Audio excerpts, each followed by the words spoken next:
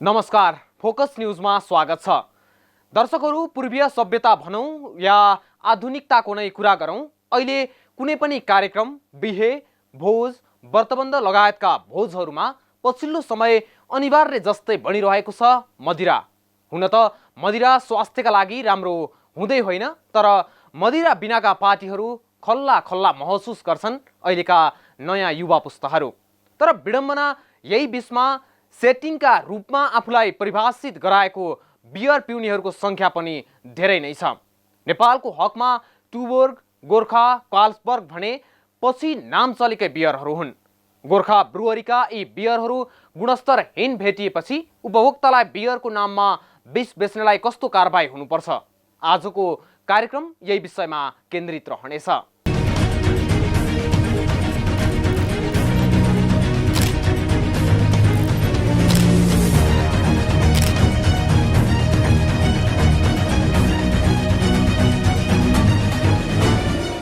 दर्शकहरू, बियर पारखीहरूका लागि नेपालको हकमा टुबोर्ग बियर एक परिचित नाम नै हो। अझ बियर बजारमा सबैभन्दा बढी हिस्सा समेत यही बियरले नै ओगटेको छ।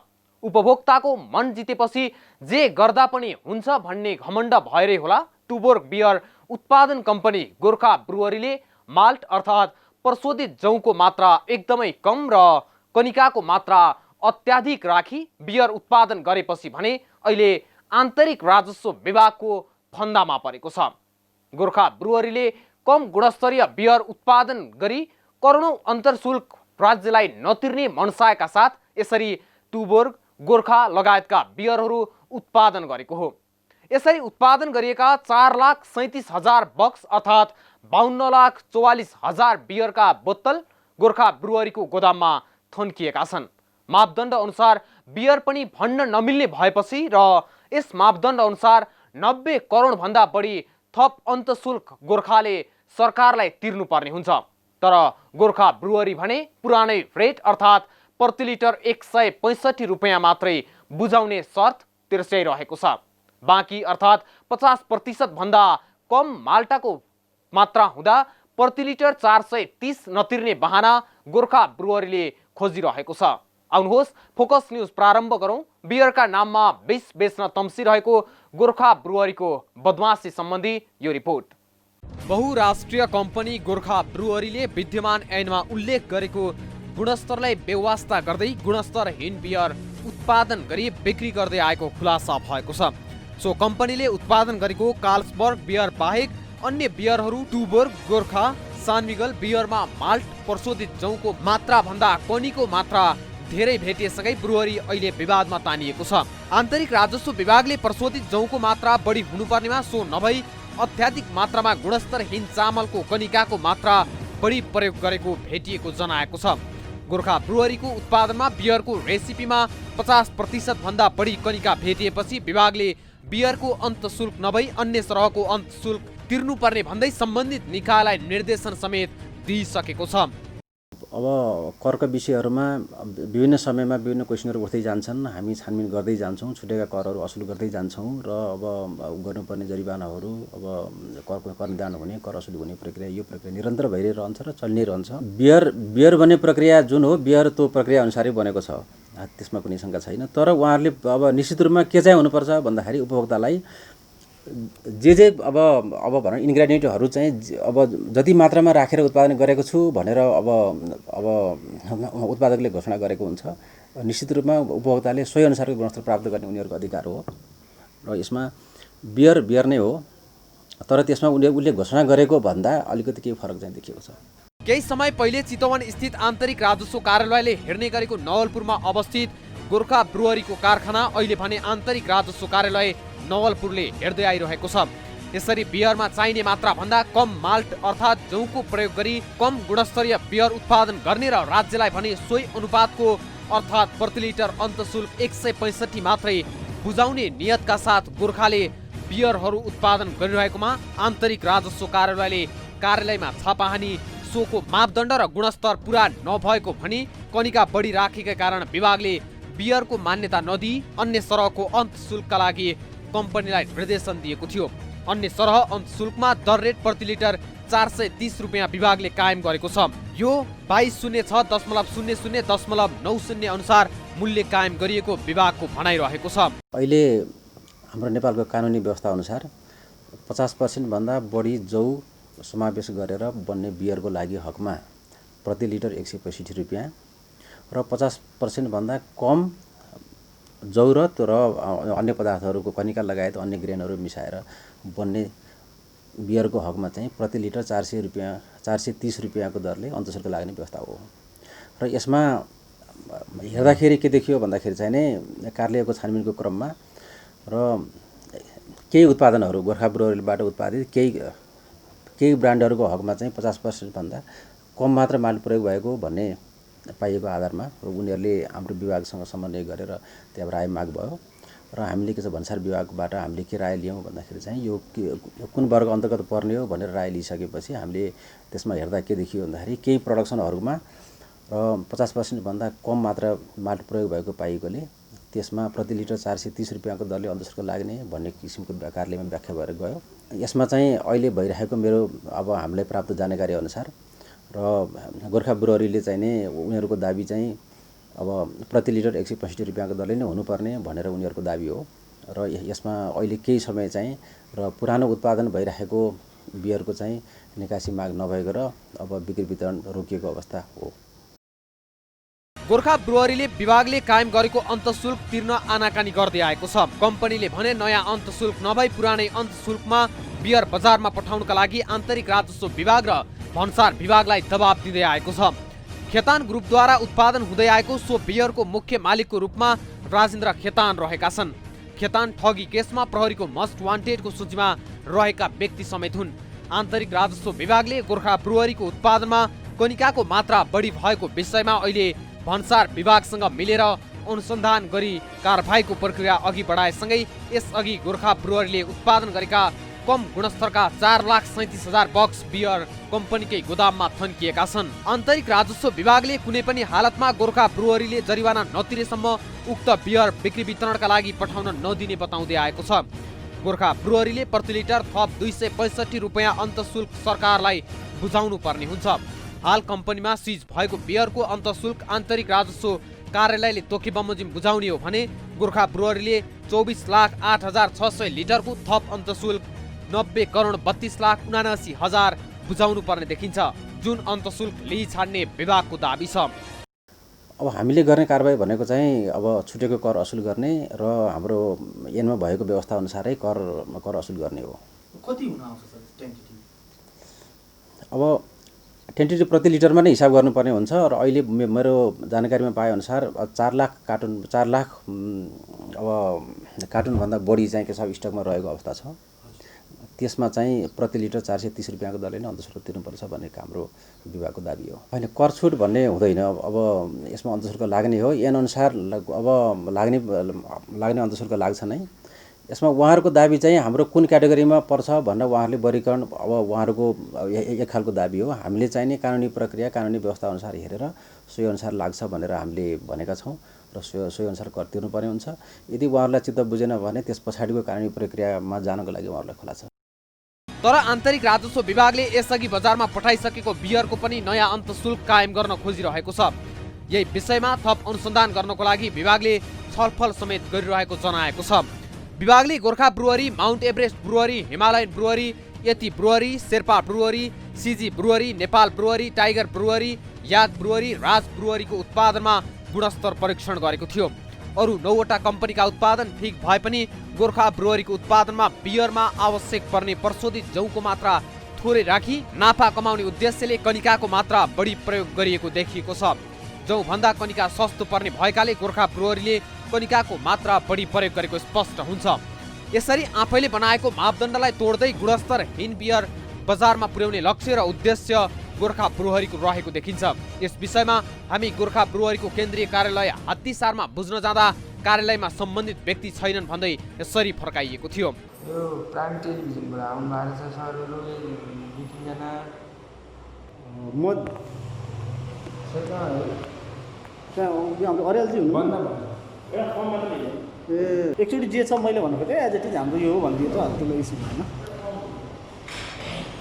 दशैं तिहार लगायत चाडपर्व नजिकै गर्दा खाद्यान्न तथा उपभोग्य सामग्रीहरूमा मिसावट त सधैँ हुँदै आइरहेको नै थियो। तर अन्तर्राष्ट्रिय ब्रान्डलाई लिएर अघि बढिरहेको गोर्खा ब्रुअरीले नै आफ्ना उत्पादनहरूमा जौको मात्रा घटाएर खनिकाको मात्रा बढाई कमसल खालको बियर बजारमा पठाउने तयारी गर्नुलाई सिधै उपभोक्ताको स्वास्थ्यमाथिको गम्भीर खेलवाडका रूपमा लिन सकिन्छ। हामीले बियर कसरी बनाउने गरिन्छ र के कस्तो बियर बनाउने मापदण्ड रहेको छ भनी प्रश्न गर्दा विभागका सूचना अधिकारीले दिएको जवाफ एकपटक सुन्नुहोस् अनि हेर्नुहोस्। अब एकुरेट मापदण्ड ग्रेनबाट जुन अल्कोहल उत्पादन हुन्छ त्यसमा एकुरेट मापदण्ड आफ्नो के छ भन्दाखेरि उनीहरूले घोषणा गरेका विभिन्न तरिकाले उत्पादन गर्न सकिन्छ। यसमा बेसिकल्ली सबभन्दा धेरै प्रयोग हुने माल्ट हो र अन्य ग्रेनहरूबाट उत्पादन गर्न सकिन्छ र गुणस्तर बढी कायम गर्नको लागि माल्टको मात्रा बढी राख्ने र अन्य कनिका लगायत अन्य ग्रेनको मात्रा कम राखेर पनि उत्पादन गर्न सकिन्छ। र अहिले देखिएको केस भनेको के छ भन्दाखेरि 50% भन्दा बढी जौको मात्रा राखेर उत्पादन गरेको बियरलाई अलिक बढी गुणस्तरीय मानिन्छ र त्यसको हकमा चाहिने स्वास्थ्यलाई र गुणस्तरलाई समेत ध्यानमा राखेर अन्तशुल्कको दर अलिकति कम राखिएको छ, प्रति लिटर 165 रुपियाँ राखिएको छ र सोभन्दा कम माल्टको मात्रा घटाउँदै जाने र अन्य ग्रेनको मात्रा पनि बढाउँदै जान सकिन्छ। त्यसको कारणले त्यो गुणस्तर अलिकति खस्किने हुनाले त्यसमा अन्तशुल्कको दर अलिकति बढी राखिएको हो। यसरी जनताको स्वास्थ्यसँग खेलवाड गरिरहेको गोर्खा ब्रुअरी अझै पनि सत्ता, शक्ति र पैसाको आडमा आफूले उत्पादन गरेको र बजारमा ल्याउन तयारी अवस्थामा रहेको बियरहरू गोदाममा थन्किएपछि विभिन्न प्रपञ्च रची पुरानै अन्तशुल्क तिरी उम्कन खोजिरहेको छ। तर आन्तरिक राजस्व विभागको लगाम लागेसँगै ब्रुअरीले उत्पादन गरेको कम गुणस्तरीय बियरलाई के कसरी व्यवस्थापन गर्ने भन्ने अभियानमै लागि पर्नुले गलत काम गर्नेलाई कारबाही गर्नैपर्छ र कानुनी कठघरामा ल्याउनै पर्छ भन्नेमा कसैको दुईमत नहोला। अतः पेय पदार्थमा गुणस्तर घटाएर उपभोक्ता ठग्ने गोर्खा ब्रुअरीमाथि कारबाही हुनै पर्छ।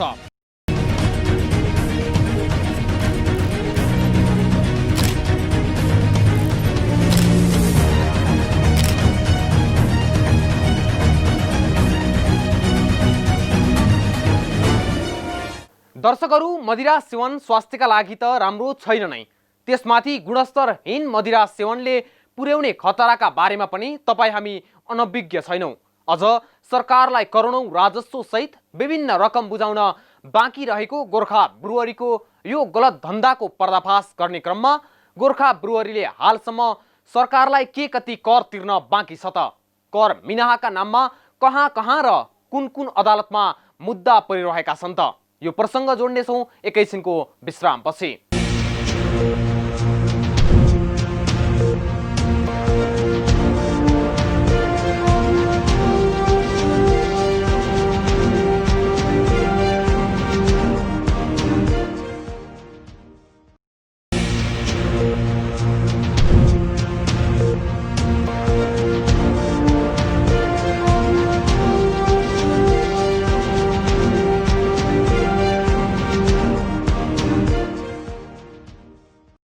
विश्रामपछि स्वागत छ फोकस न्यूजमा। दर्शकहरू, रंगीन साँझ अनि साथीभाइसँगको जमघटको प्रिय पात्र बन्दै आइरहेको बियरको ब्रान्ड पिउँदा अब भने पक्कै ध्यान पुर्याउनुहोला, होइन भने गुणस्तरहीन बियर सेवन गरी तपाईको ज्यानलाई तलमाथि हुने अवस्था नआउला भन्न सकिन्न बजारमा देखिएका गुणस्तरहीन बियर टुबोर्ग र गोर्खाको दादागिरी र बिगबिगीले। अब भने हामी यहाँहरूलाई गोर्खा ब्रुअरीले सरकारलाई कति कर तिर्न बाँकी छ, किन कर तिर्दैन लगायतका विषय समेटिएको रिपोर्ट प्रस्तुत गर्दैछौँ।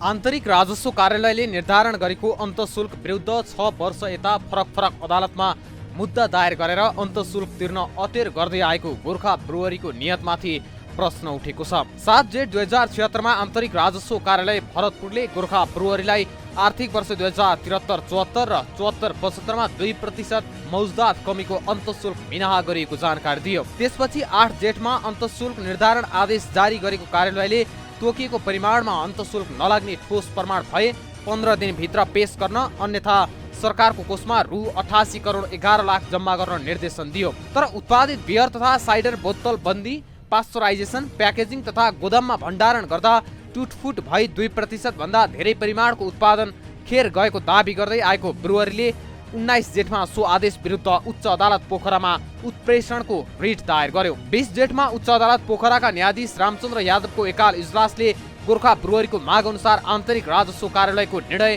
तत्काल कार्यान्वयन नगर्न अल्पकालीन अन्तरिम आदेश जारी गर्यो। त्यसपछि 1 असारमा मुख्य न्यायाधीश यज्ञप्रसाद बस्याल र जीवनहरि अधिकारीको इजलासमा पेशी तोकिएको उक्त मुद्दामा मुख्य न्यायाधीश बस्यालले गोर्खा ब्रुअरीका तर्फबाट बहसमा उपस्थित कानुन व्यवसायी शर्मिला गौतम बस्यालसँग नाता पर्ने भन्दै मुद्दा नहेरेपछि अल्पकालीन आदेशले 11 असारसम्मका लागि निरन्तरता पायो। 11 असारमा न्यायाधीशद्वय जीवनहरि अधिकारी र नरबहादुर शाहीको इजलासले रिटको सुनवाई गर्दै यस्तै प्रकृतिको विवाद सर्वोच्च अदालतमा पनि विचाराधीन रहेकाले सर्वोच्चबाट मुद्दाको अन्तिम आदेश नहुँदासम्म आन्तरिक राजस्व कार्यालय भरतपुरको निर्देशन कार्यान्वयन नगर्न आदेश जारी गरेको थियो। आदेशमा भनिएको छ, सर्वोच्च अदालतमा गोर्खा ब्रुअरीले यसै निवेदनमा उल्लेख गरेको विषयवस्तु जस्तो निवेदन दिएकोमा सर्वोच्च अदालतबाट उक्त निवेदनमा अन्तिम आदेश भएमा सो आदेश प्राप्त गरी मुद्दा पेशीमा राख्नु। टुबोर्ग, गोर्खा, कार्लसबर्ग लगायतका बियर र एप्पल साइडरको उत्पादक गोर्खा ब्रुअरी र आन्तरिक राजस्व कार्यालय बीच अन्तःशुल्क निर्धारणमा भएको यो विवाद पहिलो भने होइन। गोर्खा ब्रुअरीले पछिल्ला 5 आर्थिक वर्षहरूमा आन्तरिक राजस्व कार्यालयले निर्धारण गरेको जरिवाना र विलम्ब शुल्क सहितको अन्तःशुल्क मध्ये कुल रु 1 अर्ब 44 करोड बुझाएको छैन। ब्रुअरीले आर्थिक वर्ष 2070-71 र 71-72 मा आन्तरिक राजस्व कार्यालयले निर्धारण गरेको अन्तःशुल्क विरुद्ध राजस्व न्यायाधिकरणमा दर्ता गराएका मुद्दा अझै विचाराधीन छन्। त्यसैगरी आर्थिक वर्ष 2072-73 को अन्तःशुल्क विवाद सर्वोच्च अदालतमा विचाराधीन छ। 2074 माघमा सर्वोच्च अदालतमा दायर रिटमा तत्कालीन प्रधान न्यायाधीश गोपाल प्राजुलीको इजलासले 2 फागुन 2074 मा सुनवाई गर्दै तत्काल अन्तःशुल्क नलगाउन अल्पकालीन अन्तरिम आदेश दिएको थियो। त्यसपछि 23 फागुन 2074 मा न्यायाधीशद्वय तेजबहादुर केसी र पुरुषोत्तम भण्डारीको संयुक्त इजलासले अल्पकालीन अन्तरिम आदेशलाई निरन्तरता दिँदै मुद्दाको टुङ्गो नलाग्दासम्म अन्तःशुल्क नलगाउन आदेश दियो। यसरी अदालतको बाटो हुँदै रकमलाई विवादमा तानेर गोर्खा ब्रुअरीले राज्यको ठूलो रकमलाई त्यसै पचाउने दाउ खेल्दै आइरहेको छ। अब यस्तो छ, यसमा अब कर बगता राखेर अब बियर निष्कासनको अनुमति हामी दिँदैनौँ, तर केही रकम चाहिँ के हुनसक्छ भन्दा विवादित रकम हुनसक्छ। उनीहरू कानुनी प्रक्रियामा विभागमा प्रशासकीय पुनरावलोकनमा आएको हुनसक्छ, राजस्व न्यायाधिकरणमा अपिलमा गएको हुनसक्छ, सर्वोच्च अदालतमा पनि अपिलमा गएको हुनसक्छ। त्यस्तो केसमा चाहिँ के छ भन्दाखेरि त्यो पेन्डिङमा रहेको केही विवादित रकमहरू चाहिँ बाँकी रहेको हुनसक्छ। त्यो विवादित रकम पनि 1.5 अर्बकै हुनसक्छ। भन्नुहोस् त्यसलाई बक्यौता भन्ने भन्दा पनि विवादित रकम भनेर बुझ्दा भयो, बुझ्दा हुन्छ। भन्नुहोस् अहिलेसम्म ठ्याक्क क्लियर छैन त्यसबाट कर चाहिँ होइन होइन कानुनी प्रक्रिया कानुनले दिएको सुविधा प्रयोग गर्ने प्रत्येक करदाताको अधिकार हुन्छ होइन। अब कानुनले दिएकै अब सुविधा उपयोग गरेर अब कुनै पनि करदाता होइन प्रशासकीय पुनरावलोकनमा अब पुनरावेदनमा जान सक्ने उसको अधिकार हुन्छ र त्यहाँबाट ती अब न्याय निरूपण गर्ने निकायले अन्तिम फैसला जे हुन्छ सोही अनुसार कर तिर्नुपर्ने हुन्छ र अब त्यो बिचमा चाहिँ विवादित अवस्थामा चाहिँ उसले केही रकम धरोटी राखेर अपिलमा गएको हुन्छ। गोर्खा ब्रुअरीको अन्तःशुल्क सम्बन्धी यो विवाद ब्रुअरीले माग दाबी गरे अनुसारको अन्तःशुल्क छुट नपाउनु नै हो। अन्तःशुल्क नियमावलीको दफा 23 क को व्यवस्था अनुसार ब्रुअरीले कुल उत्पादनको 2% भन्दा बढी नोक्सानी दाबी गर्न नमिल्ने आन्तरिक राजस्व कार्यालयको तर्क छ। ब्रुअरीले उद्योगबाट उत्पादन गरी बिक्रीका लागि निष्कासन गर्दाका बखत मात्र अन्तःशुल्क असुल गरिनुपर्ने आयकर ऐनको दफा 3 को प्रावधान विपरीत अन्तःशुल्क निर्धारण गरिएको दाबी गरिरहेको छ।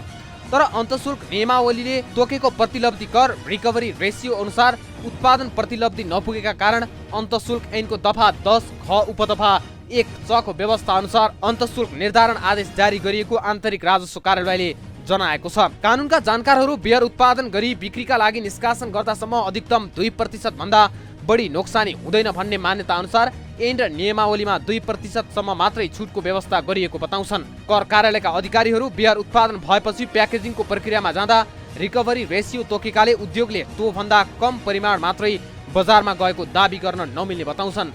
कति बियर उत्पादन भयो र प्याकेजिङमा कति गयो भन्ने थाहा पाउन फ्लोमिटर जोड्नुपर्ने व्यवस्था अन्तःशुल्क निर्देशिकामा छ।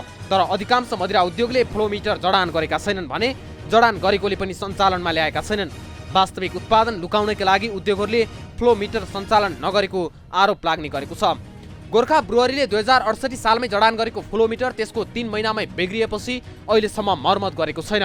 उक्त मिटर सञ्चालनमा ल्याउन न उद्योगले चासो देखाएको छ न त आन्तरिक राजस्व कार्यालयले नै। जबकि यस्तो फ्लोमिटर मर्मत सम्हार गर्ने जिम्मेवारी आन्तरिक राजस्व कार्यालयका प्रमुख कर अधिकृतको नेतृत्वमा रहने मर्मत सम्हार समितिको हुने गर्छ। फ्लोमिटर नभएको अवस्थामा उत्पादित बियरको परिमाण थाहा पाउने तरिका बियरको बिर्को क्राउन कर्कका आधारमा हो, जसमा अन्तशुल्कको स्टिकर टाँसिएको हुन्छ। यसरी कहिले स्थानीय बासिन्दालाई दुर्गन्ध फैलाएको, हिँड्ने सडकभरि बियर रोक्ने ट्रकहरू थन्क्याइँदा विवाद उत्पन्न हुँदै आइरहेको थियो। तर राज्यले ढाँट्ने, अन्तशुल्क नतिर्ने, तिर्नै परे मुद्दा मामिलामा जाने गोर्खा ब्रुअरीको नियतका कारण पनि सरकारी निकाय उदासीन देखिएको छ। तर यसपटक भने गुणस्तरहीन काम गरेकाले उम्कने कुनै आधारै नभएको विभागका अधिकारीहरू बताउँछन्। गलत काम गर्नेलाई सजाय दिनै पर्छ। कानुनी राज्यको आभास हुने गरी सरकारले ठूला साना नबनी सजायको भागीदार बनाई सरकारलाई गुमराहमा राखी राजस्व नतिर्नेलाई पाता फर्काउनै पर्छ।